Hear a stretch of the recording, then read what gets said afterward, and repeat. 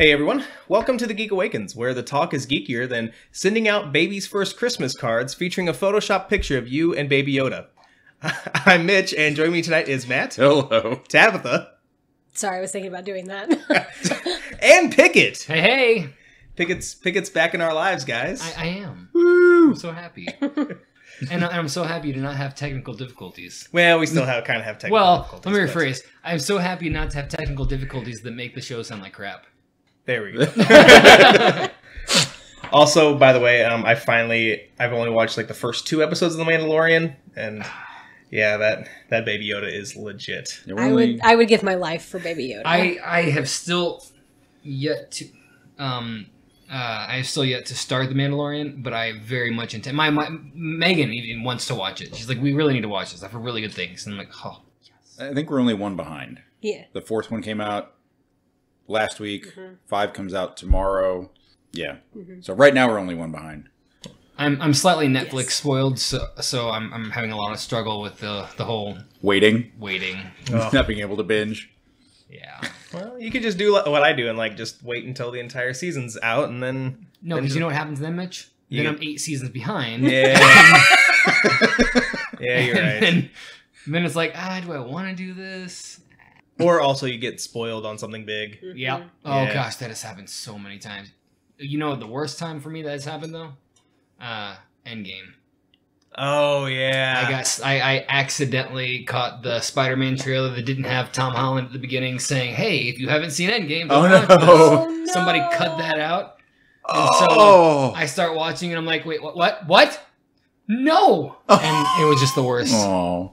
So yeah, that was the thing. So, speaking of trailers, we're going to get started with gut reaction because we had a few big trailers that came out this week. The first one came out earlier today, and it's Mulan. So, like, I was kind of digging the tone of this trailer. I know it's something that you've said specifically, Matt, with like some of these other movies that Disney is like making like a live action version of, is that it doesn't deviate too far from the original version. And I feel like even though like I never saw the original Mulan, I feel like this does. It's got a very different feel to it.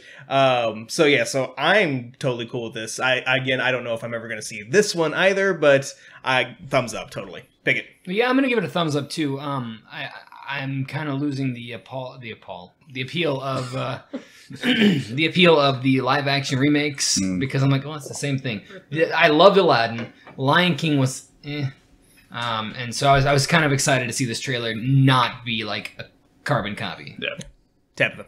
I'm gonna go thumb sideways because I was not the biggest fan of the animated Mulan.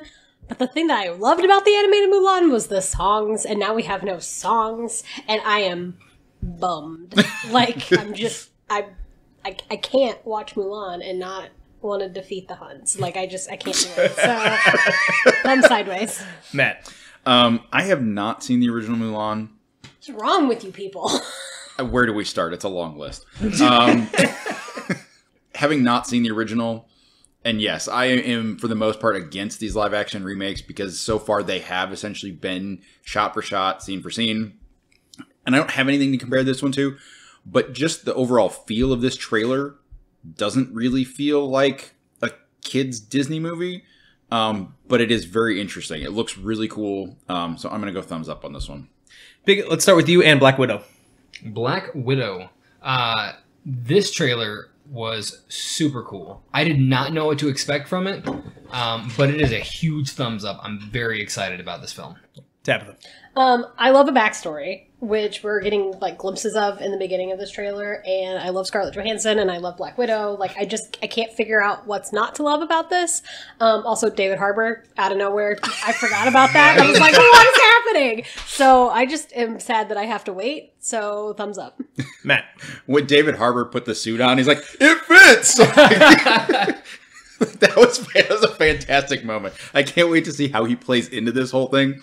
And while it kind of feels like a little bit like Red Sparrow, it feels a little bit like female James Bond, it's still definitely Marvel, still definitely Black Widow. It looks fantastic. Thumbs up. I'm going to give this a mostly thumbs up, but a little bit thumb sideways. 3/4? Yeah. So, like, The trailer, I mean, yeah, it looks really loose with the rules of gut reaction. well, you know. For me, like, the trailer itself looks badass. I'm excited to see the movie. I understand that it's a backstory. I get that it takes place before the events of Infinity War, and really before a lot of the events that we've seen. But for me, I feel like with this movie, like, either it should have come out before Endgame, or Black Widow should have survived the movie. Because for me, I feel like getting Black Widow a year after the character's death cheapens that death, even though this takes place beforehand. I mean, I talked to a good friend of mine about it because he asked me if I'd seen it yet, and his thoughts were kind of the same, that it's kind of a moot point because we already know where she ends up, so why now? Which I do kind of understand, but you know what? That being said, I agree with your grading of this. Yeah, this. Like I said, thumbs up, but like, it's like an A- B+. Exactly. Yes. Also, does this confirm that Jim Hopper ended up in Russia? I think so, yes. Tabitha. Oh my gosh. Tabitha, let's go No Time to Die. I will never not want more James Bond movies, and I will always want more Daniel Craig doing whatever, watching paint dry, whatever. So my only beef with this trailer looks a little more story and a little less blow shit up than I normally like out of my Bond movies, and that's kind of messing with me a little bit. And I'm not like I like some story, but I don't want like there was like a little mushy element to this trailer, and I was kind of like, okay. Is this like James Bond, The Romantic Days or something? Oh, I'm going to watch it because James Bond, but... So you're saying you want a little less talk and a lot more action? Oh my god. A little less conversation out of you would be great. But then, the end of the trailer with the headlight guns, which has always been my James Bond weakness, I was like, I like made this sound at my desk at work, it's fine. So I'm going very enthusiastic thumbs up, but if they storyline this, I'm going to be pissed. So I also have a 3/4 of a thumb. Matt, you kind of have a 3/4 thumb, anyways.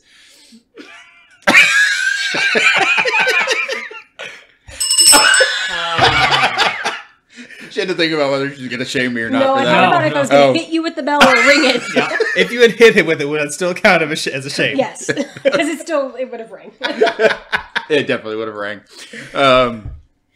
I mean, this is James Bond. This is fantastic. The only thing I will say is, in concern about the being more story based, like, this is just the first trailer, so I feel like we're gonna get another trailer, and I feel like that trailer is probably gonna have more of the action elements. This one kind of introduces us to what's going on and why we are where we are.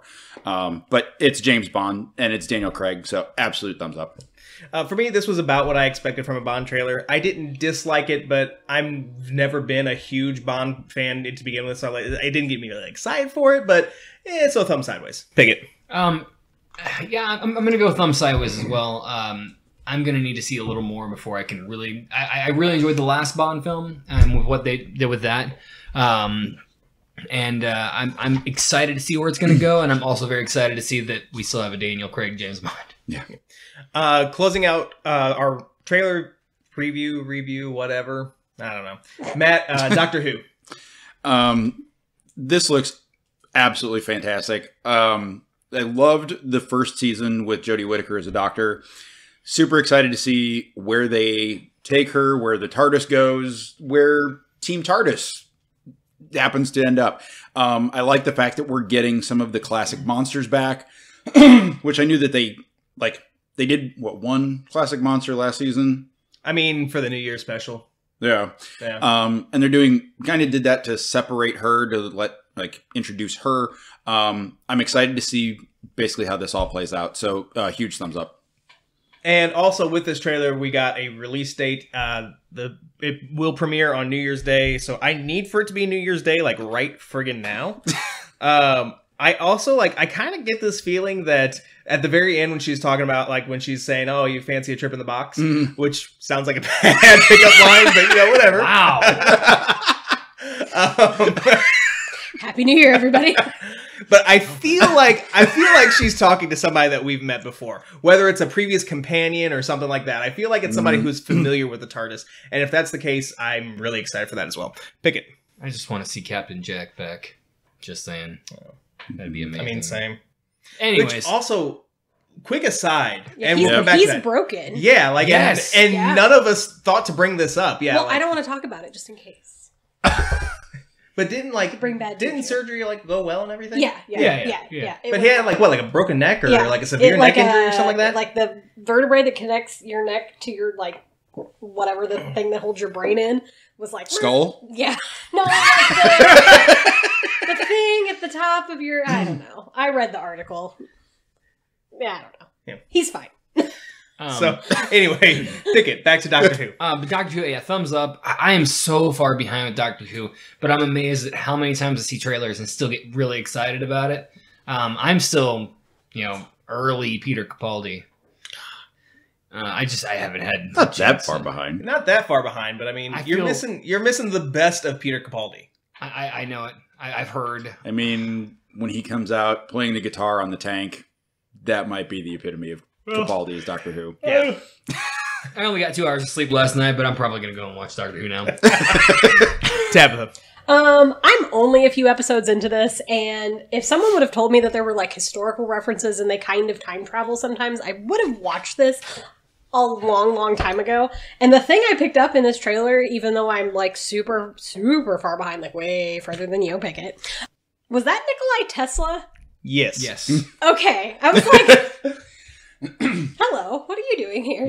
Like, that's what I noticed. I noticed the person playing Nikolai Tesla. Well, I mean, that's the thing is like every once in a while during the series, he does interact with not just in history, but famous historical characters. My favorite would be Vincent Van Gogh. Oh, the Van Gogh episode? That Yeah. episode. Well, see, the to only this history day. episode that I've seen is the episode that I had to stop watching this show because of, which is when she goes back in the past. Oh, yeah. And so I had to quit because I didn't get warned about that episode. So I have not continued going because I'm afraid and nervous. I mean, that sounds like every Doctor Who fan Right? in the beginning anyway. I think it's every Doctor Who fan all the time. Yeah.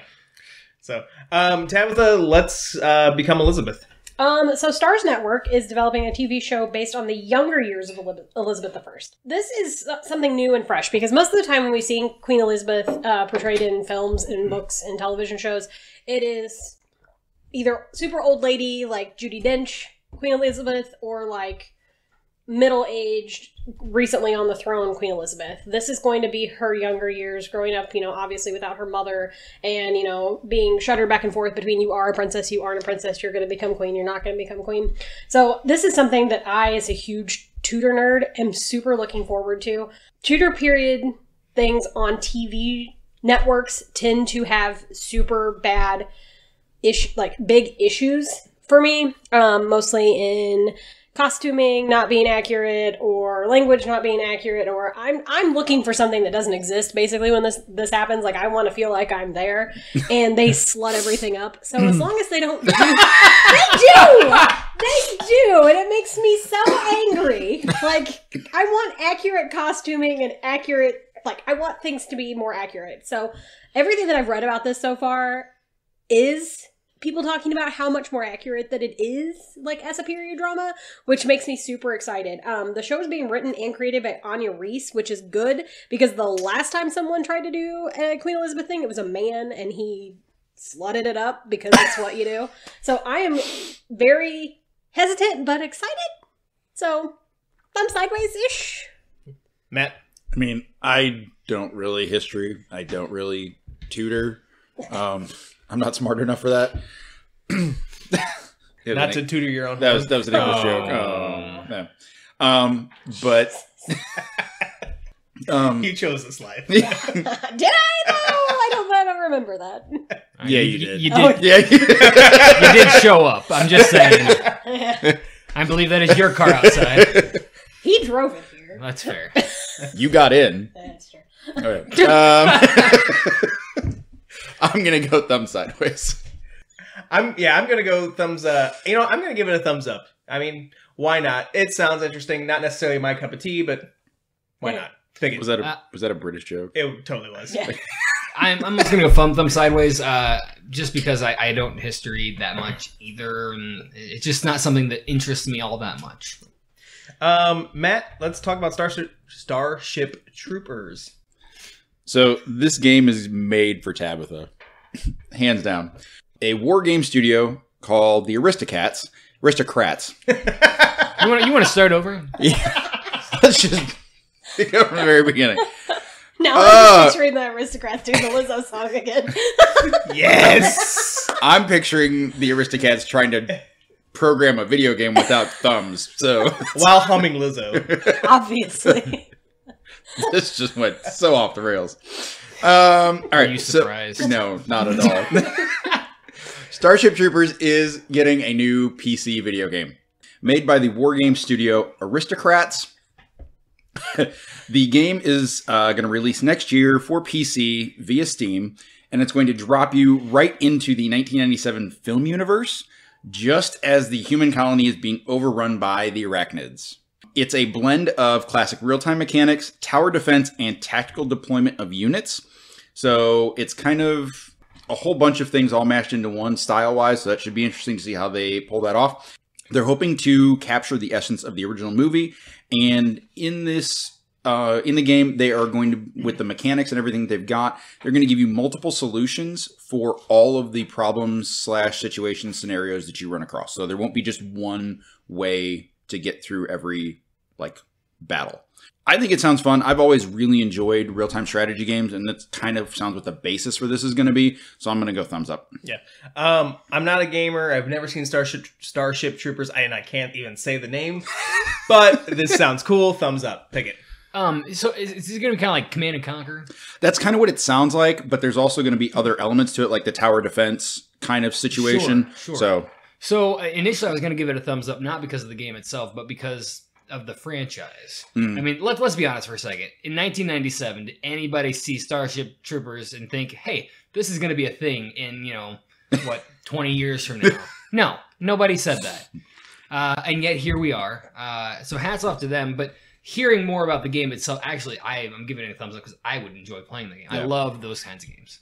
Tabitha. Little known fact about me, Starship Troopers is my favorite movie of all time. Is it a little known fact? Shut up, Matt.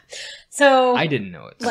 It's little known to the people around us. Okay. I mean, I think I knew this. I think you've said that before. Yeah. So, Pickett, new news for you. So, it's like Starship Troopers, Casablanca. Those are my, top 2 movies of all time. You have a hard-boiled classic movie and then Starship Troopers right above it. I love this movie.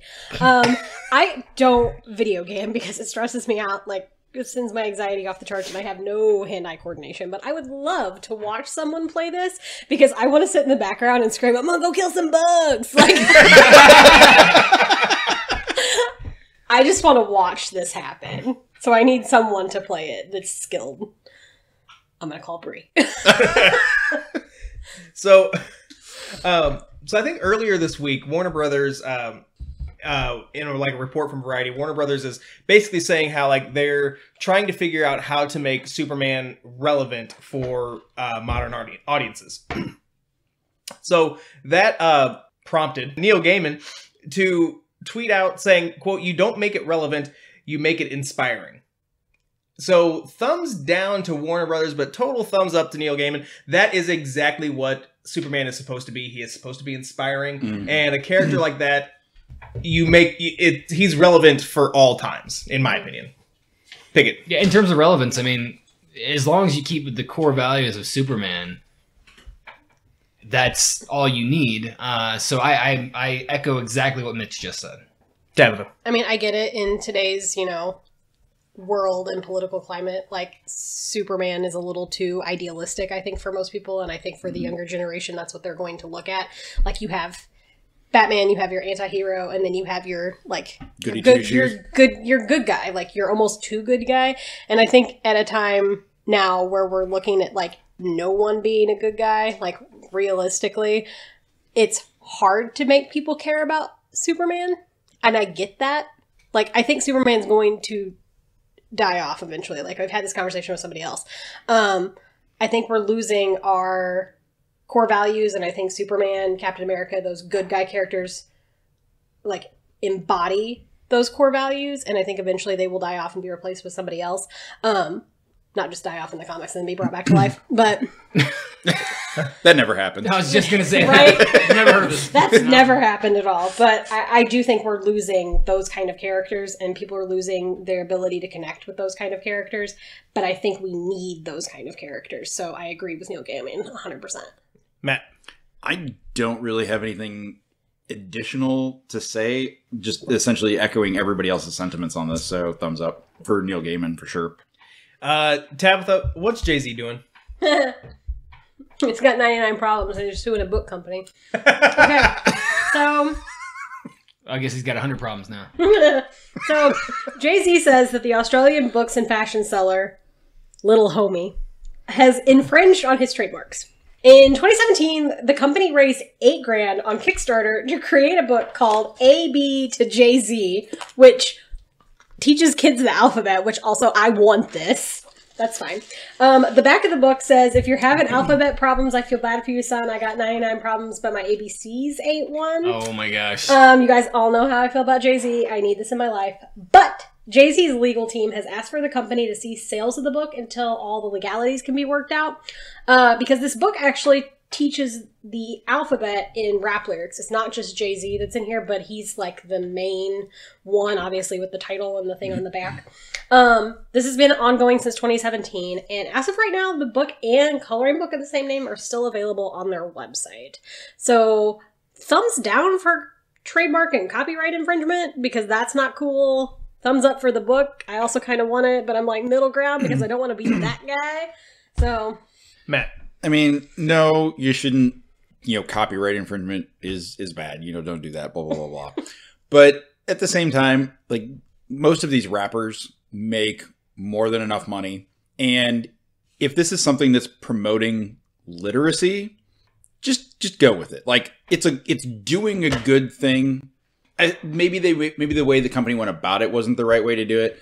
But at the same time, every once in a while, something like this shows up. And again, it's doing a good thing. Just chill out, back off, let it happen. So, I don't know. Thumbs down for the way that they did it, but thumbs up for the idea. Yeah. I'm kind of the same way. Thumbs up for the idea of it.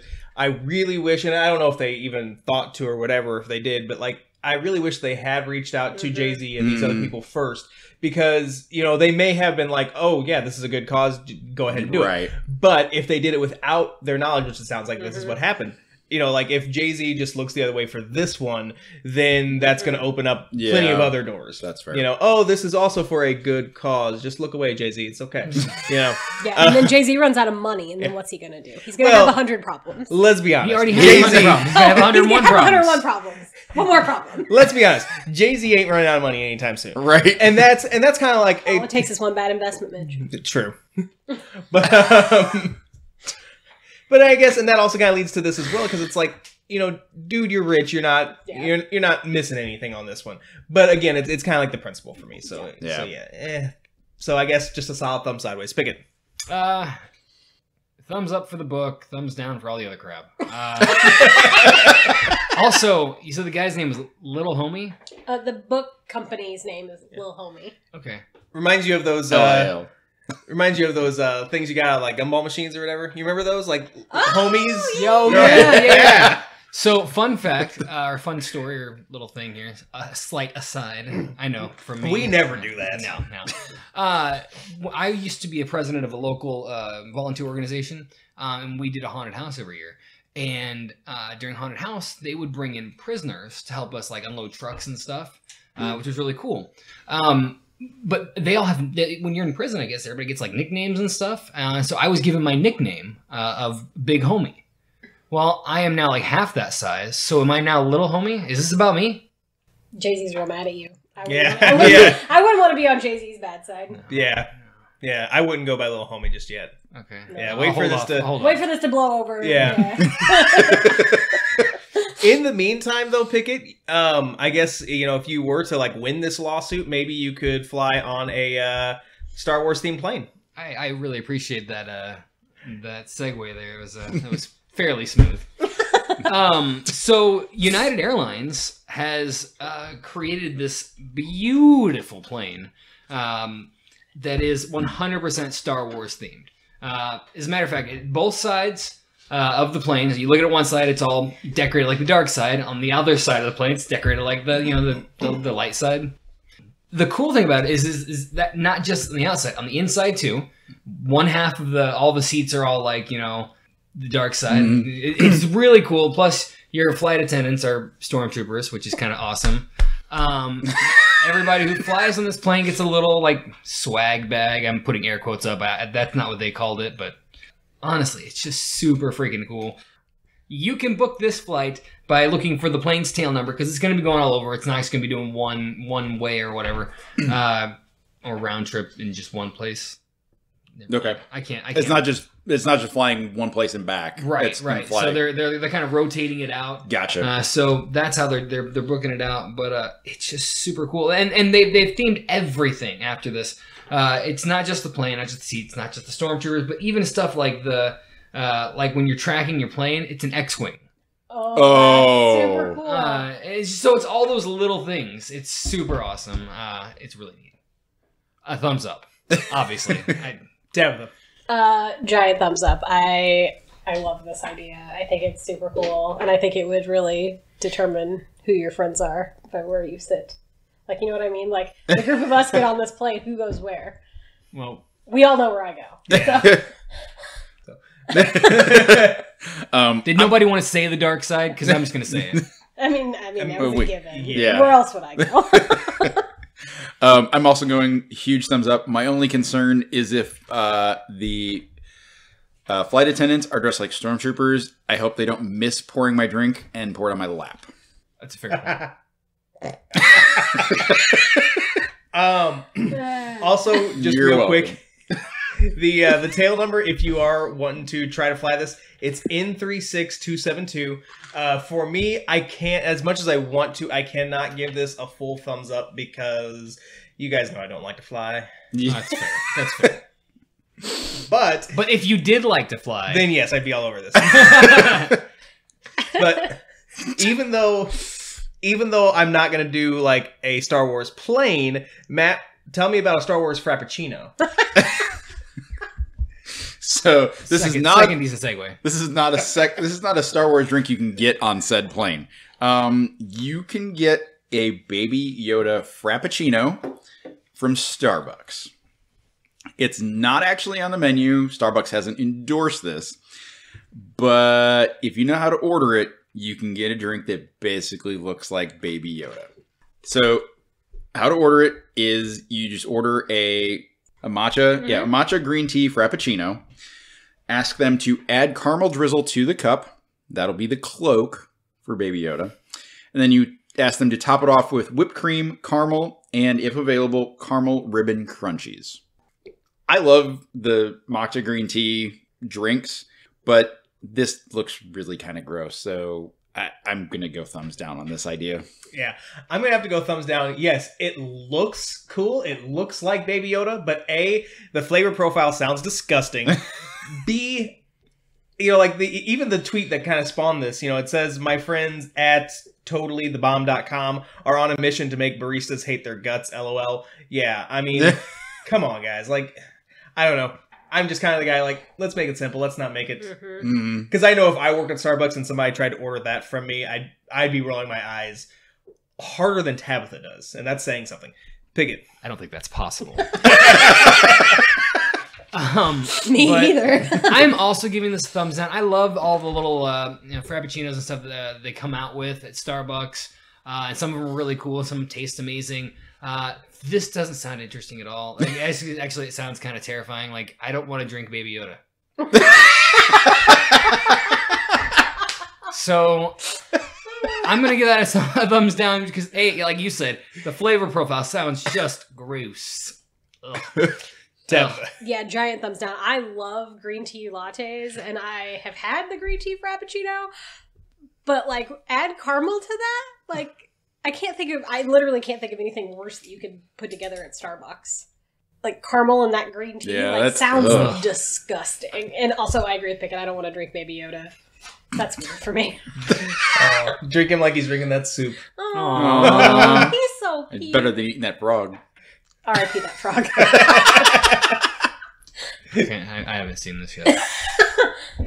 So It's worth it just for that moment. yeah. Yeah. I'm totally watching when I get home. You're going to watch it and go, oh, like 40 times. I keep saying, I want one. I'm just going to get a stream of messages from Pickett while he's watching it. Oh, gosh. Oh, we're going to talk about that. Yeah. Sorry. Not unlike the stream of messages that were going on last night. That was hilarious. We're almost there, guys. Dying. We're almost there. So I have so many things to add, too. So, Vault Comics has announced a holiday sale through January 1st. They are doing a pay what you want sale on a big selection of their digital comics on their online store, which is store.vaultcomics.com. And this is just a sample of the titles that are available. There are way more on the website, but titles like Alien Bounty Hunter, Cult Classic Return to Whisper, Deuce of Hearts, Friendo, and Wasted Space. Nice. Yeah, and so like with this pay what you want sale, 50% of all sales during this time are going to be donated to the buyer's choice of one of 3 different nonprofits. There's the National Alliance on Mental Illness, Family Promise, or Room to Read. So Room to Read supports girls' education and literacy in the developing world. Family Promise supports families facing homelessness throughout North America. And the National Alliance for Mental Illness supports care for mental illness throughout the USA. Get yourself some comics. Awesome. Save yourself some money and donate to an awesome cause. So, This is like, I love Wait. this. And are we done with gut reaction? yes, we are done. Okay, with so that this reaction. is Yes. not. This was not. one If of you those- give this anything other than a thumbs up, I'm gonna be mad at you. I was going to give it a thumb sideways, but I'll tell you why. Because I can't pick between which one of those charities I'd want to give to. Then buy a Make 3 different purchases. There you Yeah. go. Thumbs up then. Not that you were asking, but I'm giving it. There you have it. So, one last Christmas story before we get into Guilty Pleasure or Dumpster Fire. Tabitha, let's talk about a Christmas Carol going Dungeons & Dragons style. So, a Kickstarter for a Dungeons & Dragons adventure based on A Christmas Carol has finally been fully funded. The quest is set in a small town called Grace that can be added into any standard D&D setting. It's a one-shot adventure for 5 to 7 characters and tells the story of evil supernatural beings that want to prevent Scrooge's redemption. They have not hit their stretch goals yet. Their stretch goals actually include little 3D model printings of characters, and then it's not just a digital download, but I think they need like $15,000 to get to that still. The digital versions that have been paid for will be shipped after all the payments are received through the Kickstarter, which is unfortunately going to mean after Christmas, which I think is lame. So you're going to have to wait till next Christmas to play Dungeons & Dragons Christmas Carol at Christmas, but they tried. I think this is awesome. Like, I love these Dungeons & Dragons, like, sets that come in from other things that bring things that are, like, pop culture into Dungeons and Dragons. But now they're doing, like, literature-based ones, and if they keep doing this, I'm going to have to start playing Dungeons & Dragons. So, sorry, guys. Sorry in advance. I think this is amazing, and if I were to get this, even if I were to get it after January, I think I would still have to break it out. Oh, yeah, for sure. You know? For sure. Yeah, but yeah, like, this sounds so fun, and such like, it's like an original take on a Christmas classic, Yeah. which is fantastic. I mean, I love A Christmas Carol. I read it every year because it's such a short, quick little read.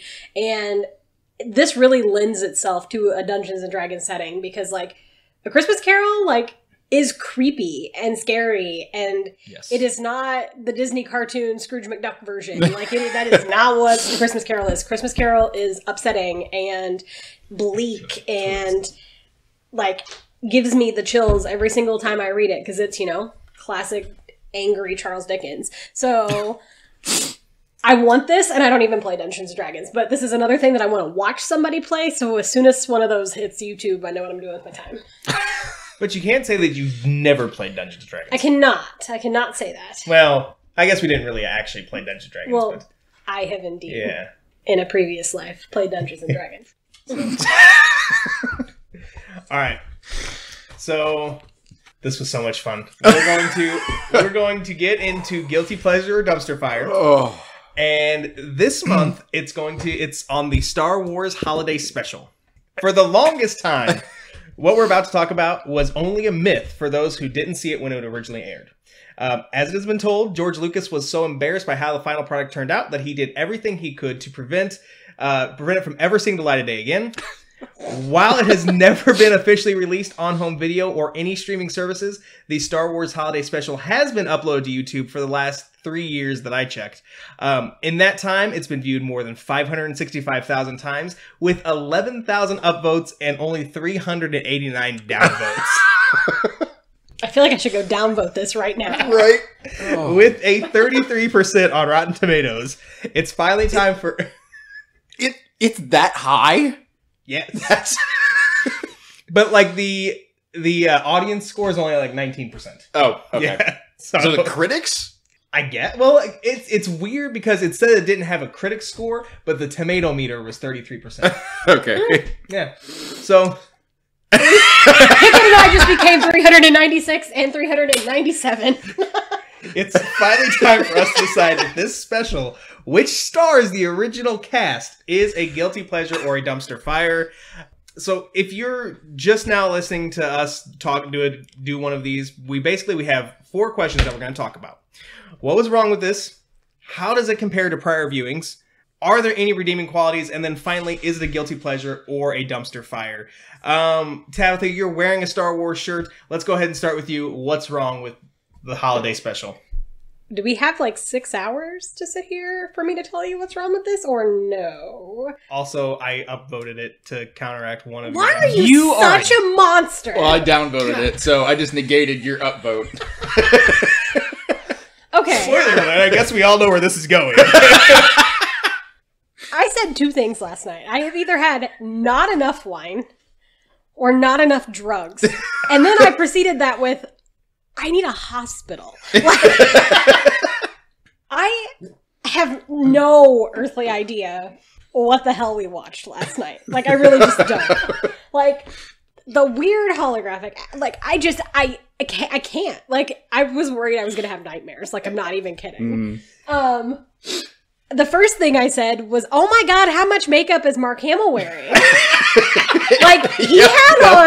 That was the first thing you said. He had on more makeup than I have worn collectively in my entire life. Oh my god. On it one time. Like, it looked like his face was made of wax. And I was like, is this someone wearing a Mark Hamill, like, House of Wax face? Like, I thought we were, like, combining our guilty pleasure, like, dumpster fire movies. I'm like, what is going on? And then Wookiee porn happened, and I just...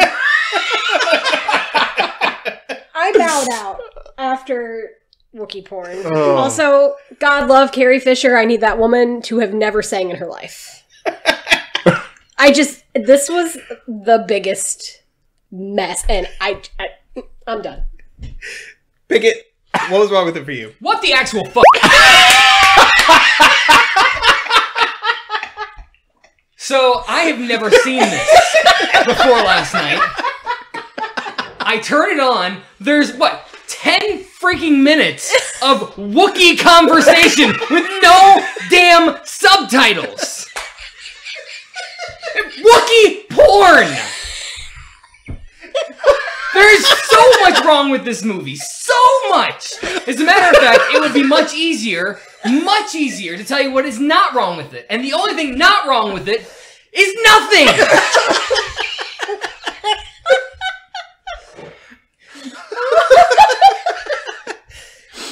Do you feel better? I feel like you've been holding that in. You don't know. You don't even know. You don't...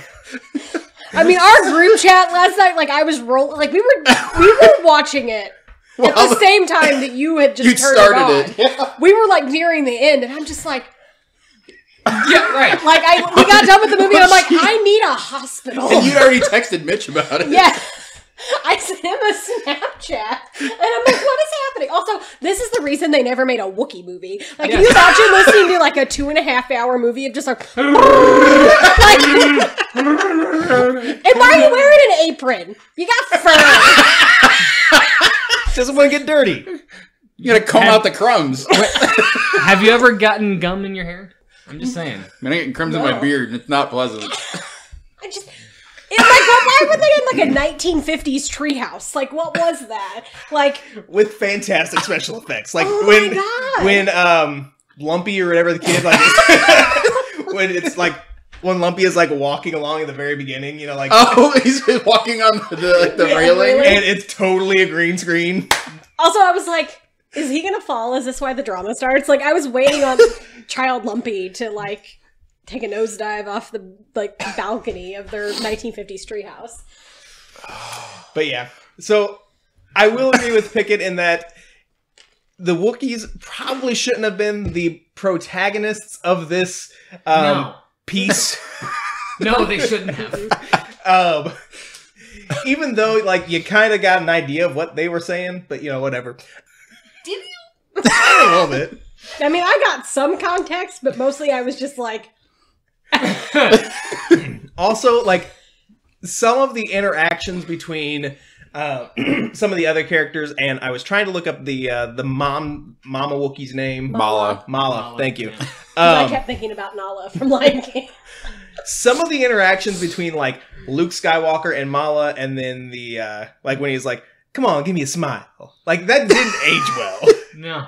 And, like, later on, when the shopkeeper, like, before he gives Mala her present, has to say, he's like, you know, oh, come on, give me a little kiss. Like, like, that didn't, I don't know about that.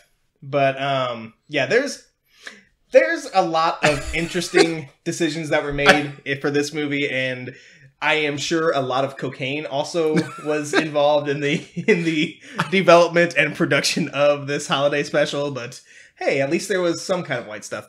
You keep saying holiday special. What was the holiday? What was the holiday? Life Day.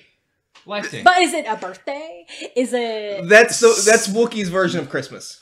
Everybody got a present. That was the only thing holiday about any of this entire special. Yeah, there was nothing else. There was no snow. There were no trees. Everybody got a present. There was a tree house. The tree house, not a tree. It wasn't decorated like with lights and stuff, ornaments. It was. Also, I just have to say, okay, two things. One, why is it that of the Wookiees, Mala is the only one that had a name that was Wookiee-ish, and then there was Itchy and Lumpy. I'm guessing Itchy is short for Itchbaka, and Lumpy is short for Lumpbaka. That's the same. I'm changing your name in my phone to Lumpbaka. I don't know how I feel about that, to be honest with you. I don't know how to tell you. That's just your new name. And speaking of Itchy, what was with that awful underbite? Oh, gosh. I don't understand that. I don't know if you noticed, but like, because Itchy, like, he's like the grandpa or whatever, and he's got a cane or whatever. There was one part where, I don't remember if it was like when the bad guys first got there or whatever, or maybe it was when the shopkeeper got there, but like, he like ran to the door. It's like, bro, you have a cane. You shouldn't be that active. There are a couple of moments like that where like, you were just using a cane and now you're not. What's going on here? Listen, and now I'm calm a little bit. I do want to add a couple things. There, some of the biggest problems with this film is the chemistry that all the main characters had in the original films was completely lost in this. It literally looked like these guys had gotten together for the very first time and just shot a movie together. They didn't know each other. It was weird. It was awkward. The whole thing was just weird. What if they actually made this before they made A New Hope? See, my theory about this is that they were, none of them, like, scheduling conflicts or something, because they were all obviously not together at the beginning, because they were, like, parceled off, like, individually into little groups or whatever. I think that was probably, like, a scheduling thing, and then they finally, like, got a moment where they could all be together for that end scene, because they looked different in that end scene than they looked in, and I'm like, like, how long did it take you to make this, and why did you invest so much of your time? I take it you guys have never seen this before? No. I thought I had watched this. Like, I thought I had. You would remember. I would definitely remember. Even better, I did watch it and I blocked it out of my brain. This was actually my second time seeing this. We saw this on Christmas last year because my brother's girlfriend, like, wanted it as a Christmas present, and there are like bootleg DVD versions of it available. And so my mom found one on Amazon. So, but yeah, so like we watched it, and that day, like it was later in the day, I was kind of tired, groggy. I wasn't really paying attention. I wasn't giving it the full attention it deserves. Does it? So I was able to like appreciate just how awful this was. Any redeeming qualities? Matt, we'll start with you on this one. I know that Tabitha's going to echo this, but B. Arthur. Period. Yeah. I mean, that's it. That's the only redeeming quality. And not her singing, just her as the bartender. Definitely. Yeah, if I could go to any bar where B. Arthur was my bartender, I would go, and I would be an alcoholic because I would be there every day. Leia's little speech at the end about how, like, all groups, no matter what we look like or where we're from, we all need to, you know, come together. Like, that, like, if she would have just stopped there and not sang, like, I would have been like, oh my god, feelings, good job, Carrie Fisher. Like, but no. She didn't. She sang.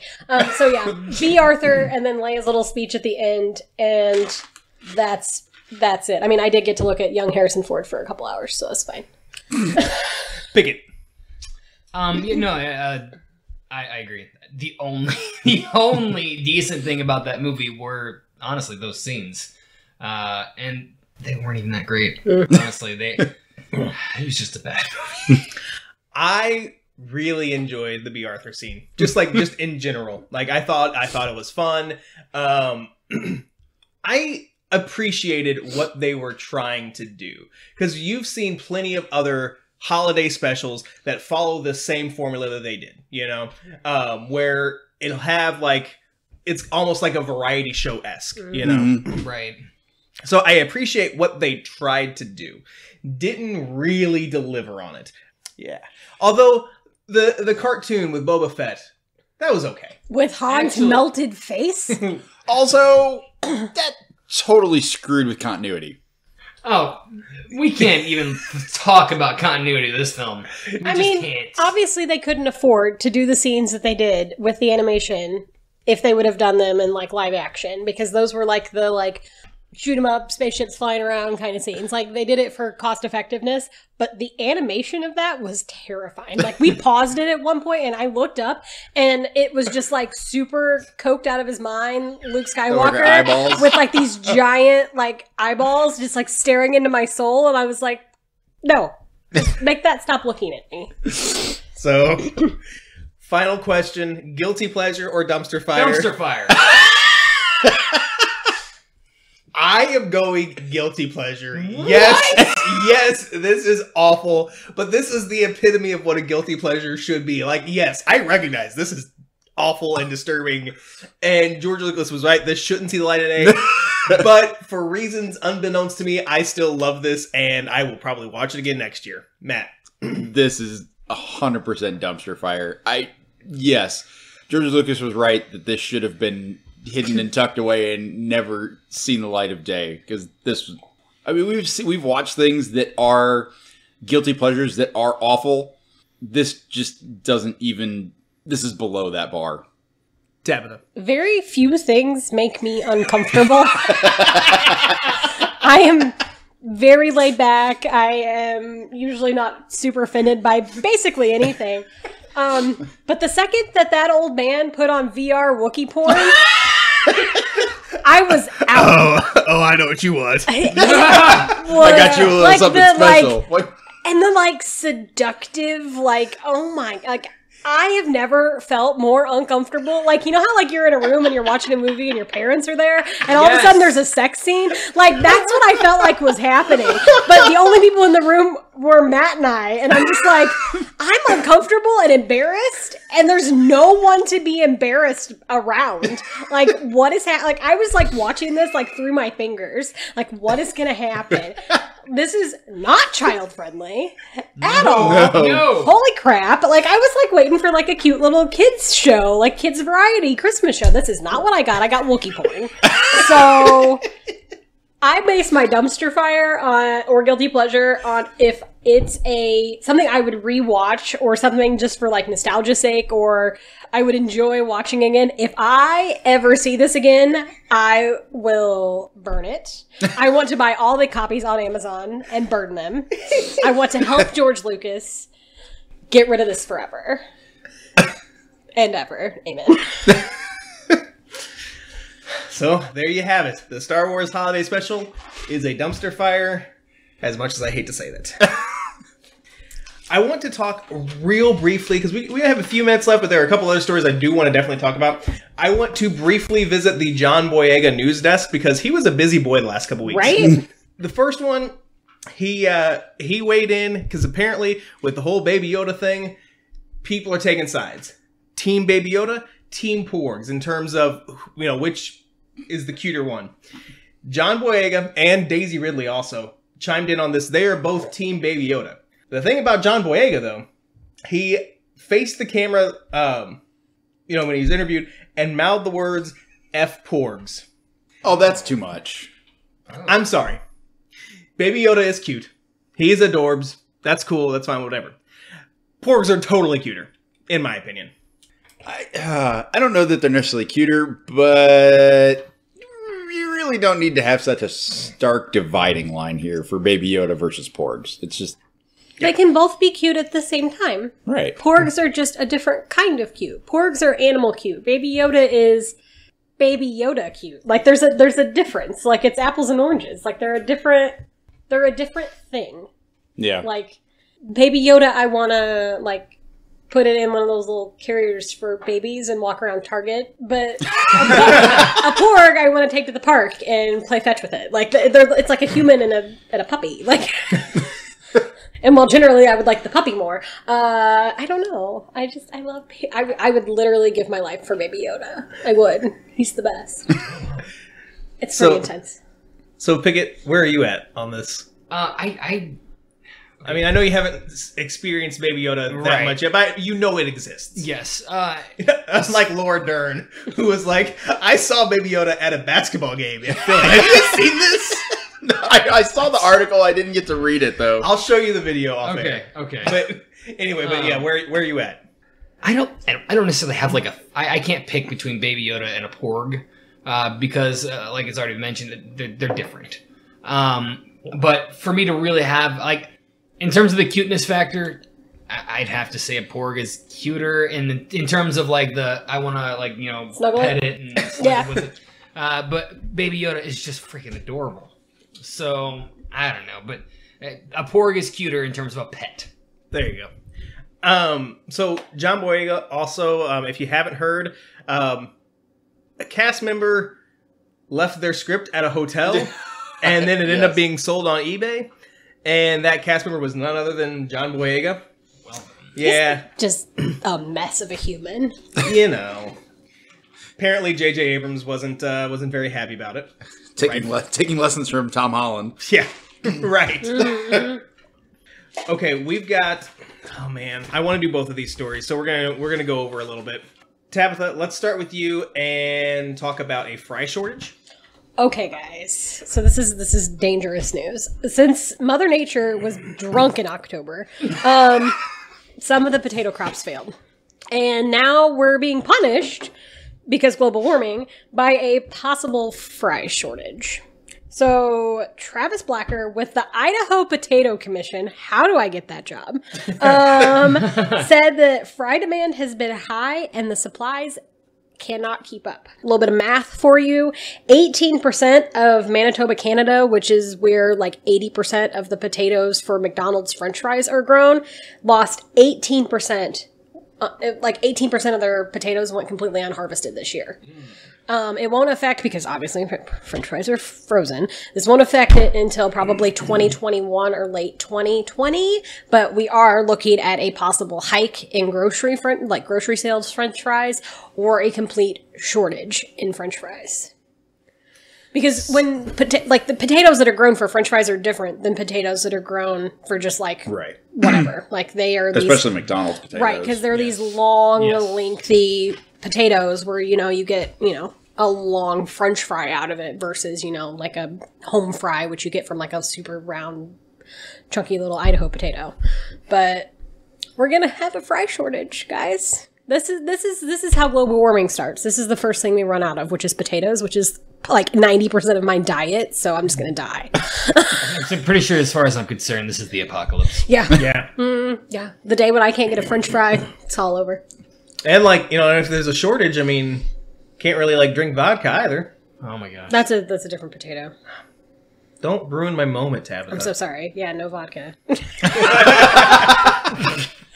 Most vodka isn't potato based anymore. Anyway, it's wheat based. The more you know. Fine. I'm so sorry. It's all right. The last story that we're going to talk about tonight, Pickett. Let's talk about how Russia is trying to keep cows calm. Yes. First of all, okay, so they've put the cows are using VR. Is it for Wookiee porn? So when I posted this, it was before I watched this because my little Moo. I mean, I was gonna say they're watching movies. Oh my god. oh gosh. Pickett, carry on. So You too. the concept is to make a cow's mood better. I'm so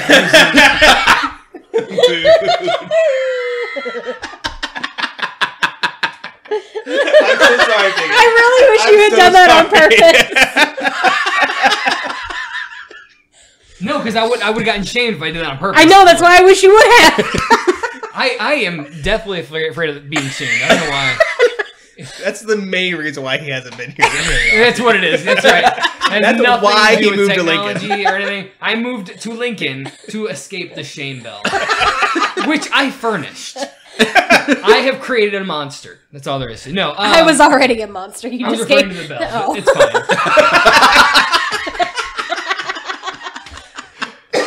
That's fair. But so to put cows in a better mood, they're putting them in VR, putting them in better surroundings and such to help with milk production, which I think is really cool. I'm a little jealous because I don't have a decent set of VR goggles myself, and now they're just giving them to cows. Are they just like walking around in a pasture in there? Is that what's happening in their little cow headsets? Or are they going on like Hobbit adventures and stuff? Like They're swimming across rivers and finding islands. I worry about those cows on the regular now, just so you guys know. Like I think about them sometimes. Is there somebody I can call about this? Find out any updates on the cows. I can't right now. I don't know that if they're. I don't remember reading if the cows are just like out wandering with VR goggles, Running into each other. Move over. Come on, Bessie. My beef is like I hope it's what? Your beef. That was unintentional. I didn't shame Pickett for an unintentional one. Give my bell back. I don't care. You should have thought that one through. When have I ever thought anything through? I can't believe the man who just said move over got mad because she said beef. And it was obvious that her thing was just completely like, oh, you get my beef with that. I'm worried that these cows are just like trapped in like a small little like merp, and they have these VR headsets on, which is giving them the illusion that they're having a good life, but really they're just being milked to death. If somebody says something about immersion, I'm gonna lose it. I'm gonna lose it. I'm gonna lose it. Do you think that they have like a different set of VR goggles for the cows that are sent to slaughter, so that they don't see it coming? Oh my god! Mitch just made me a vegetarian. Well, I guess. Turned over a new leaf. A lettuce one, because it's all I eat now. I guess if you were to do that, though, like, you might, like, accidentally break the VR headset.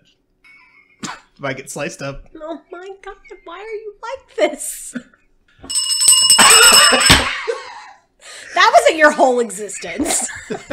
Just like you as a human. I feel like I just killed this conversation much like I hypothetically killed poor Bessie.